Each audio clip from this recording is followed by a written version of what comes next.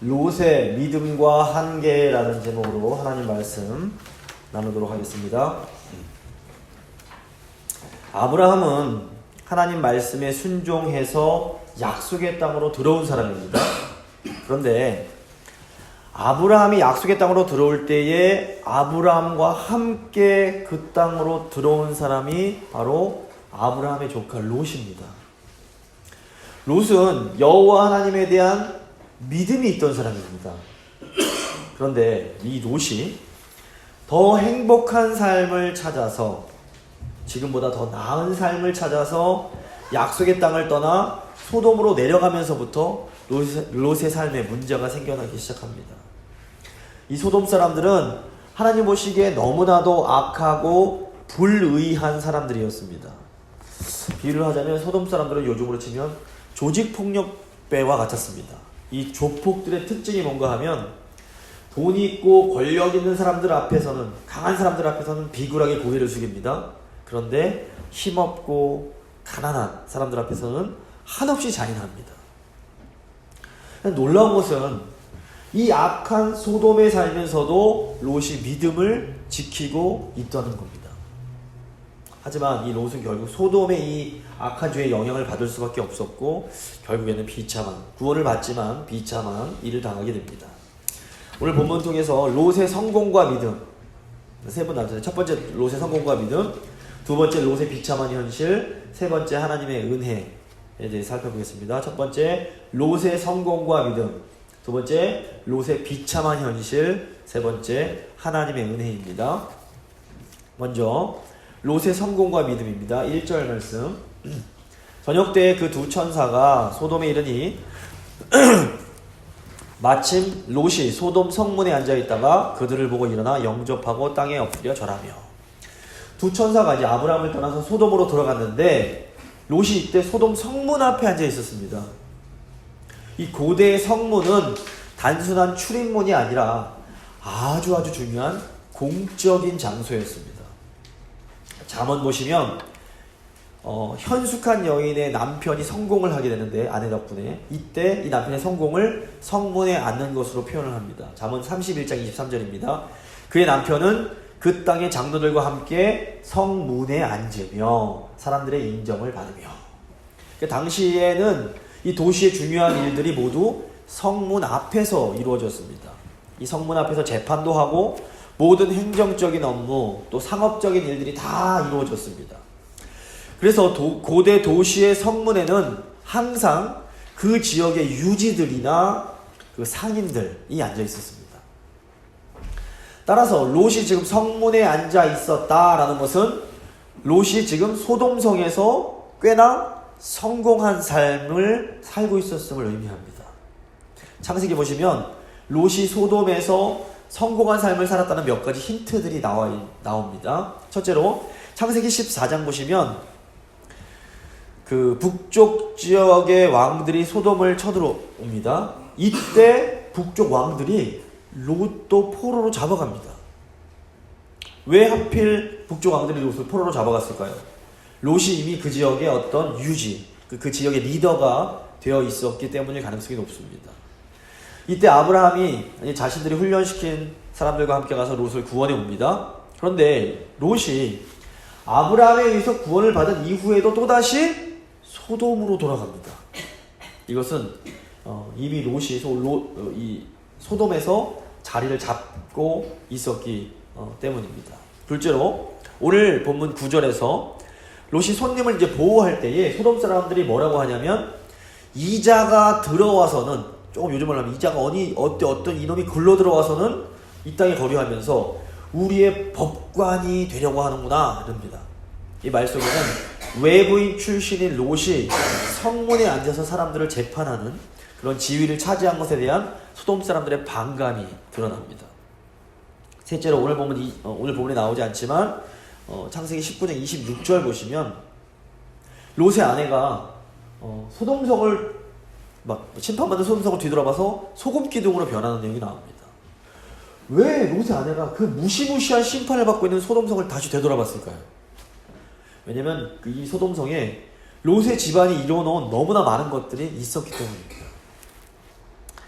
중요한 것은 롯이 소돔에서 이렇게 성공했음에도 불구하고 여전히 하나님에 대한 믿음은 버리지 않았다는 사실입니다. 롯이 소돔을 심판하기 위해서 찾아온 두 천사를 보자 삼촌 아브라함이 그랬던 것처럼 일어나서 영접하고 땅에 엎드려 절을 합니다. 2절 이르되 내 주여 돌이켜 종의 집으로 들어와 발을 씻고 주무시고 일찍이 일어나 갈 길을 가소서. 그들이 이르되 아니라 우리가 거리에서 밤을 새우리라. 롯이 간청하매 그제서야 돌이켜 그 집으로 들어오는지라. 롯이 그들을 위하여 식탁을 베풀고 무교병을 구우니 그들이 먹으니라. 롯은 이 천사들을 자기 집에 머물도록 강청하며 환대를 베풉니다. 손님을 환대하는 것은 하나님 백성의 중요한 의무 중 하나입니다. 비록 소돔성에 살았지만 여전히 롯에게는 여호와 하나님에 대한 믿음이 있었던 겁니다. 그런데 소돔에 살던 롯의 환대는 약속의 땅에 살던 아브라함의 환대와는 몇 가지 다른 차이점이 있습니다. 첫째로 아브라함은 그 손님들을 보자마자 이분들이 하나님으로부터 온 사자라는 걸 금방 알아보지만 롯은 그렇지 못합니다. 아브라함이 세 사람을 보자마자 내 주여, 영어로 하면 my lord 이렇게 부릅니다. 반면 롯은 이 손님들이 하나님이 보내주신 사자들인 걸 알지 못하고 그냥 일반 손님으로 알고 내 주님들, my lords or my sirs 이렇게 이제 영어로 번역이 되는 말을 합니다. 그러니까 손님을 맞이하긴 했지만 하나님이 보내신 분들인 건 몰랐던 겁니다.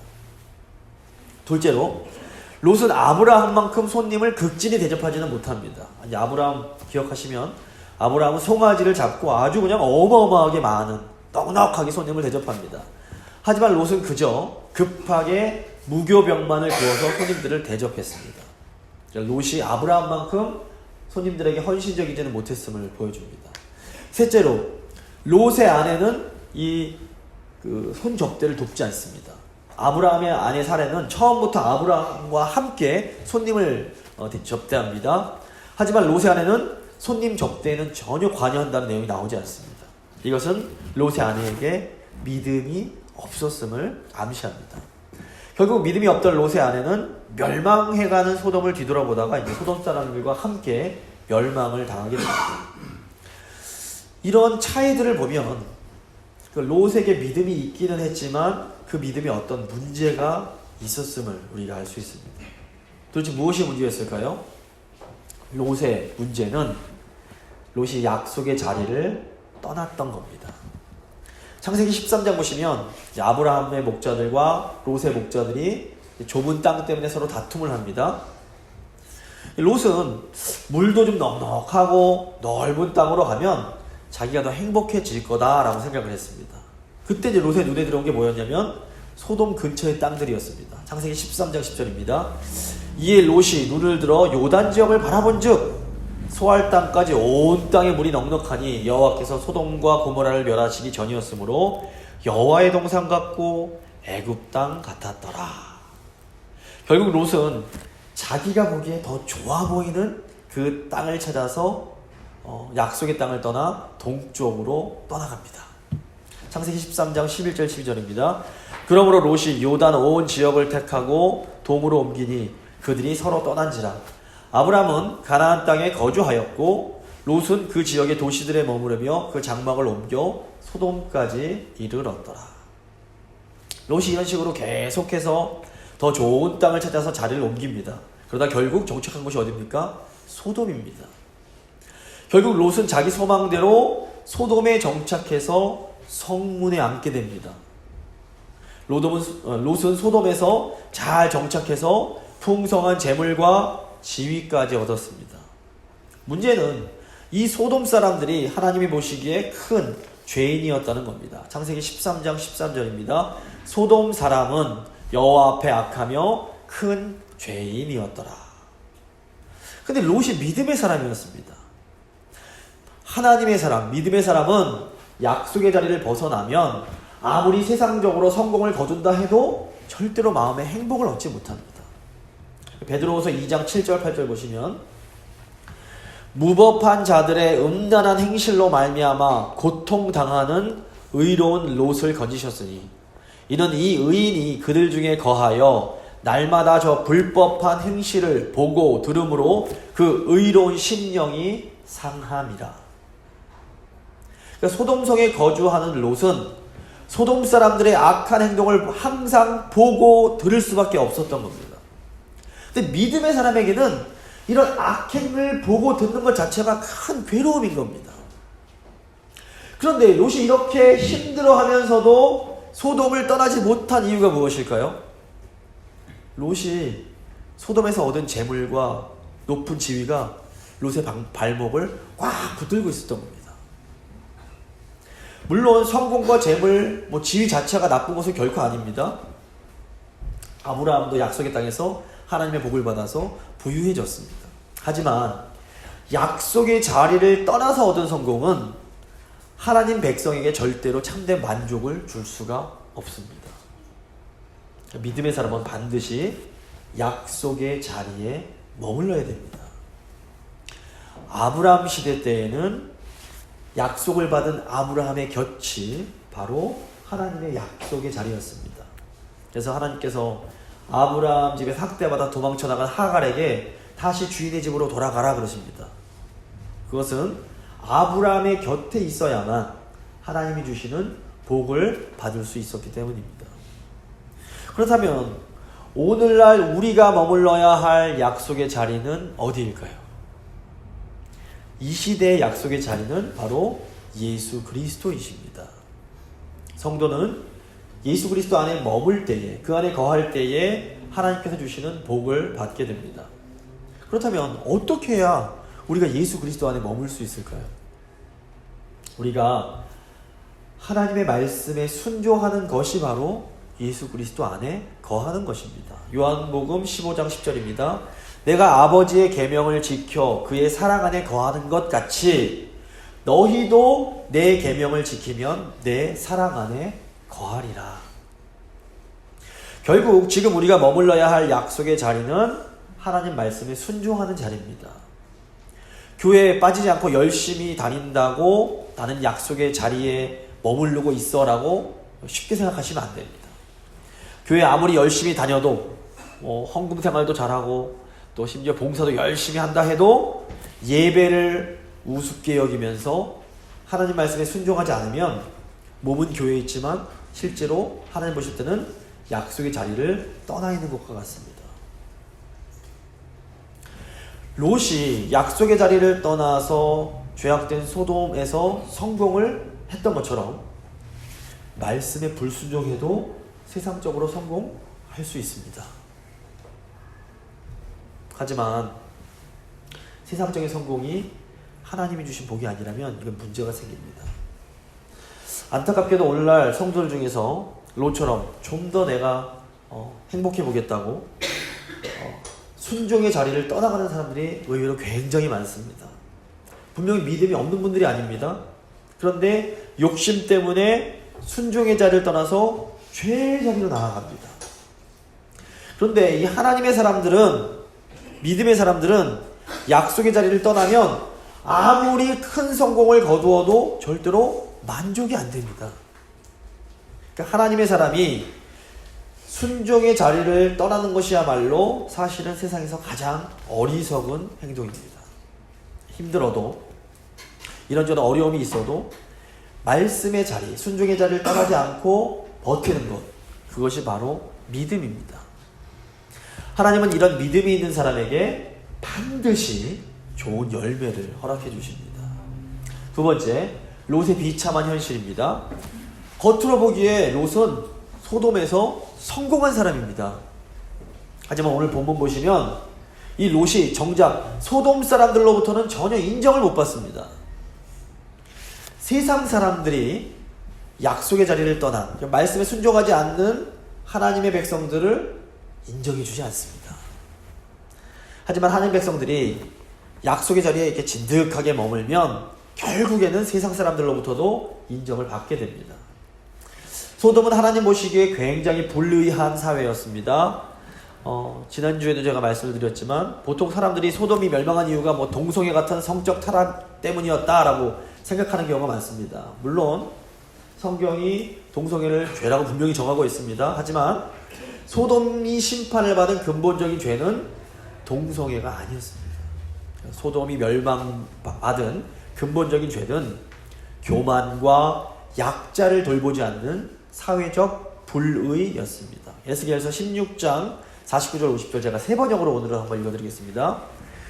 내 동생 소돔의 죄악은 이러하다. 소돔과 그의 딸들은 교만하였다. 또 양식이 많아서 배부르고 한가하여 평안하게 살면서도 가난하고 못 사는 사람들의 손을 붙잡아주지 않았다. 오히려 그들은 교만하였으며 내 눈앞에서 역겨운 일을 하였다. 그러므로 내가 그것을 보고는 그들을 없애버렸다. 이 동성애와 같은 성적인 타락은 교만과 사회적 불의라는 이 죄의 깊은 뿌리에서 나온 죄의 열매에 해당합니다. 교만하고 불의한 사회의 특징이 뭐냐면 강한 자들이 약한 자들을 마구 짓밟는 것입니다. 그러니까 오늘 본문 보시면 소돔 사람들이 얼마나 불의했는지가 잘 나타납니다. 4절, 5절입니다. 그들이 눕기 전에 그 성사람, 곧 소돔 백성들이, 소돔 남자들이 노소를 막론하고 원근에서 다 모여 그 집을 에워싸고 롯을 부르고 그에게 이르되 오늘 밤에 내게 온 사람들이 어디 있느냐 이끌어내라 우리가 그들을 상관하리라. 상관하겠다는 성적으로 관계를 맺겠다는 겁니다. 손님에 대한 환대는 당시 모든 중동족의 아주 기본적인 예의요 관습이었습니다. 그런데 이 소돔의 모든 남자들이 나이 많은 사람, 어린 사람 할 것 없이 사방에서 다 몰려와서 롯의 집에 머무는 나그네를 성폭행을 지금 하려고 하는 겁니다. 이건 소돔 사람들이 얼마나 악했는지를 보여주는 아주 분명한 증거입니다. 어쩌면 롯이 밤에 우리 소돔성에서 밤을 새겠다, 지새우겠다라고 하는 이 손님들을 구태여 강청해서 자기 집에 머물게 한 것도 그 손님들이 밖에 있으면 어떤 봉변을 당할지 이미 롯이 알고 있었기 때문일지도 모르겠습니다. 6절입니다. 6절 7절. 롯이 문 밖에 무리에게로 나가서 뒤로 문을 닫고 이르되 청하노니 내 형제들아 이런 악을 행하지 말라. 내게 남자를 가까이 아니한 두 딸이 있노라. 청하건대 내가 그들을 너에게 이끌어내리니 너희 눈에 좋을 대로 그들에게 행하고 이 사람들은 내 집에 들어왔은즉 이 사람들에게는 아무 일도 저지르지 말라. 롯은 손님을 강간하려는 소돔 사람들을 향해서 내 형제들아 라고 부르면서 내가 내 두 딸을 내어줄 테니 제발 손님들에게는 악을 행하지 말라라고 간청을 합니다. 근데 지금 롯이 자기 딸들을 내어주는 이 행동을 하려고 하는데 이걸 어떻게 봐야 될까요? 롯이 지금 자기 집에 머물고 있는 손님들을 보호하려고 하는 것은 굉장히 의로운 행동 맞습니다. 이것은 롯이 믿음이 있는 의로운 사람이었음을 보여줍니다. 문제는 롯이 이 선한 일을 소돔의 악한 방식으로 하려고 하는 겁니다. 안타깝게도 롯은 선한 의도를 가졌지만 세속적이며 악한 방법을 사용하고 있습니다. 이것이 믿음의 사람들이 말씀의 자리를 떠났을 때 생겨나는 결과입니다.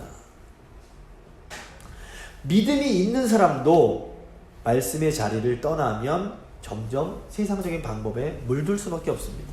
그러다 보면 위기가 찾아올 때에 하나님의 방법이 아니라 인간적인 방법으로 그 문제를 해결하려고 하는 겁니다. 자기 집에 머물고 있는 손님을 보호하려는 롯의 의도는 매우 선한 것이었습니다. 하지만 손님을 보호하기 위해서 딸들을 내어주는 롯의 방식은 너무도 악한 것이었습니다. 소돔적인 것이었습니다. 그러니까 믿음의 사람이라도 말씀의 자리를 떠나면 아이러니하게도 선한 마음으로 악한 행동을 하게 되는 겁니다. 문제는 아무리 의도가 선했다고 해도 롯의 이 악행이 정당화될 수 없다는 겁니다. 물론 하나님께서는 그 롯의 마음의 중심을 알아주시고 결국 롯을 구원해 주십니다. 하지만 그럼에도 약속의 자리를 떠나 죄악의 자리에 머물던 롯은 결국 무시무시한 대가를 치르게 됩니다. 더욱이 롯이 이 소돔의 방식으로 문제를 해결하려고 할 때 롯은 소돔 사람들로부터도 공격을 받습니다. 9절입니다. 그들이 이르되 너는 물러나라. 또 이르되 이자가 들어와서 거류하면서 우리의 법관이 되려 하는도다. 이제 우리가 그들보다 너를 더 헤아리라 하고 롯을 밀치며 가까이 가서 그 문을 부수려고 하는지라. 이 장면 상상이 되십니까? 소돔성 사람들은 소돔 출신이 아닌 롯이 그 땅에서 성공해서 성문에 앉아있는 것 자체가 굉장히 기분이 나빴던 겁니다. 근데 롯이 손님을 해치지 말라고 하면서 이렇게 도덕적으로 행하려고 하니까 이제 기분이 나빠서 소돔 사람들이 롯까지 해치려고 합니다. 이런 소돔 사람들의 모습은 세상적 가치를 가지고 살아가는 이 세상 사람들의 모습을 아주 잘 보여줍니다. 세상 사람들이 어떻게 행동합니까? 이 사람들은 항상 인간적이고 세속적인 방법으로 굉장히 편법을 사용하면서 어떤 문제를 해결해 나갑니다. 그런데 교회가 이 세상 사람들처럼 똑같이 인간적이고 세속적인 방법으로 문제를 해결하려고 하면 세상이 교회에 대해서 어떻게 반응합니까?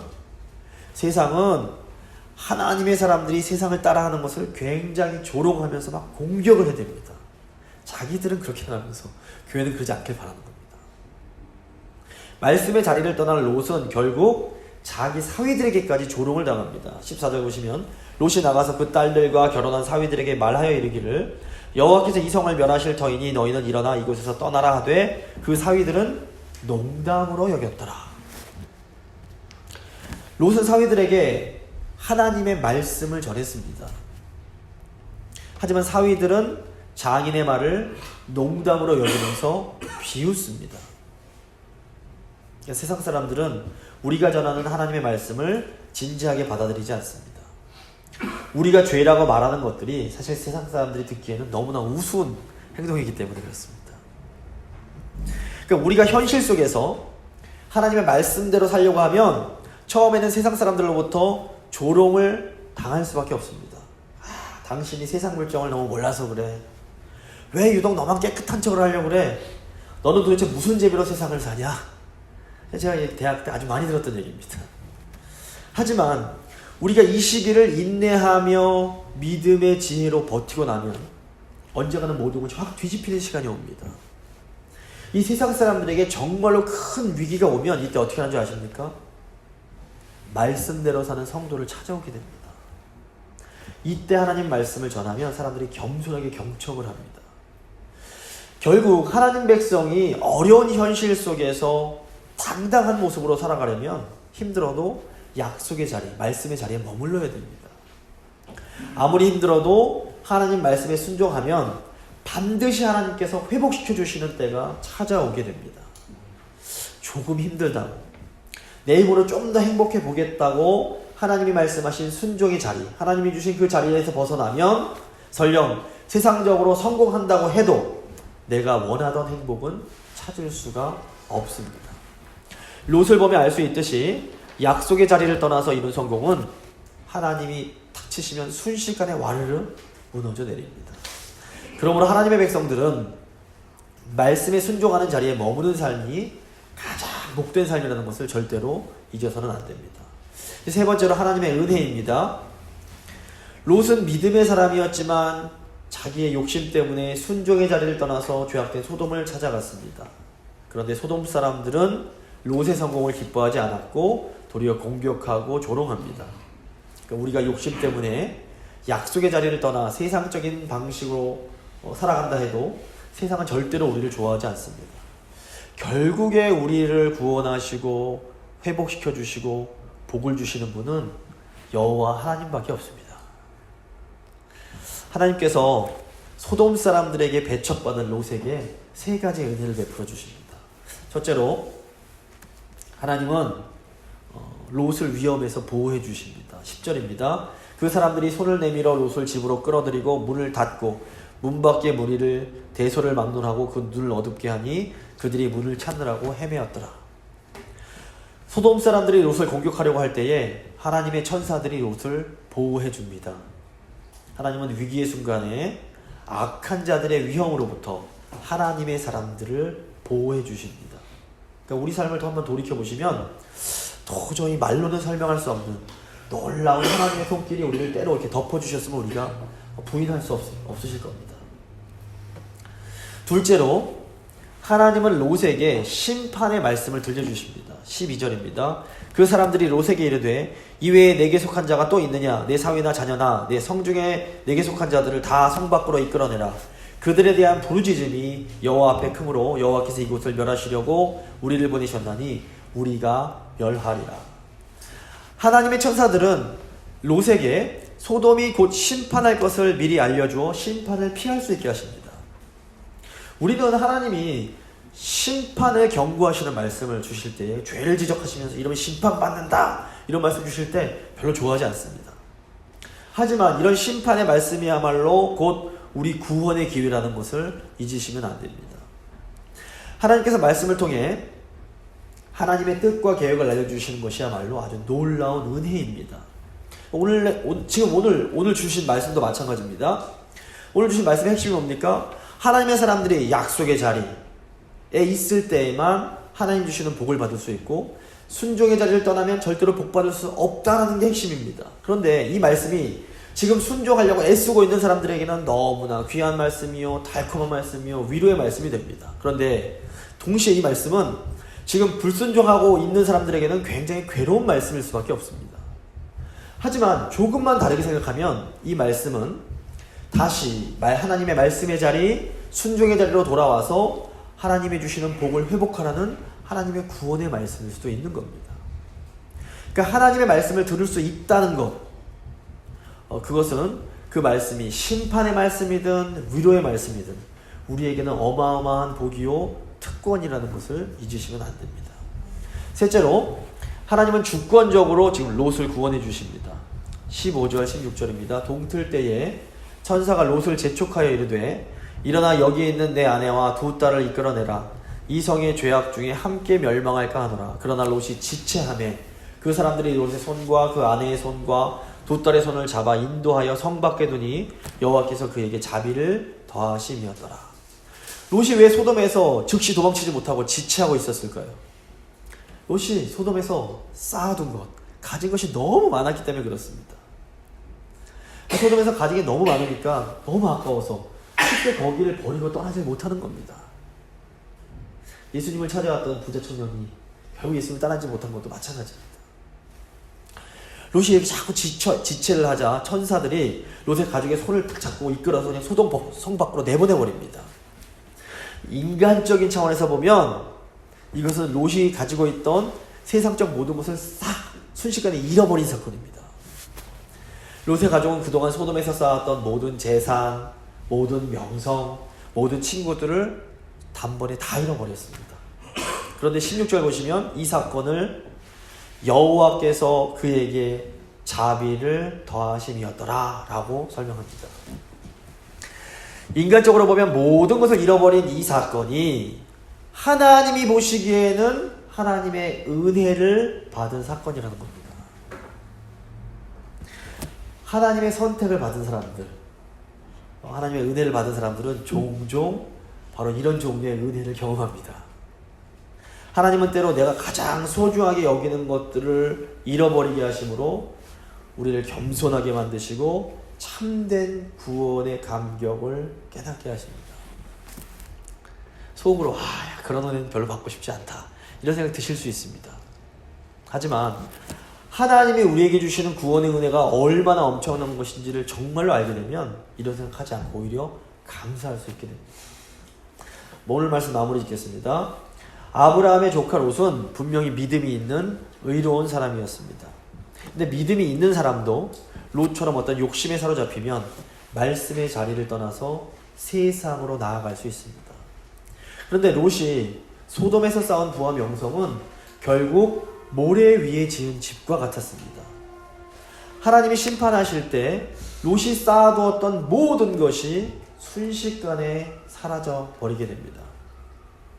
하지만 소돔에서 쌓은 부와 명성이 사라지는 것이 롯에게는 진정한 구원의 사건이었습니다. 그러니까 우리가 롯과 같은 이런 인생이 되지 않으려면 어떻게 해야 될까요? 예수님께서 뭐라고 하십니까? 모래 위가 아니라 든든한 반석 위에 집을 지으라고 하십니다. 반석 위에 집을 짓는다라는 것은 하나님 말씀에 순종하는 삶을 말합니다.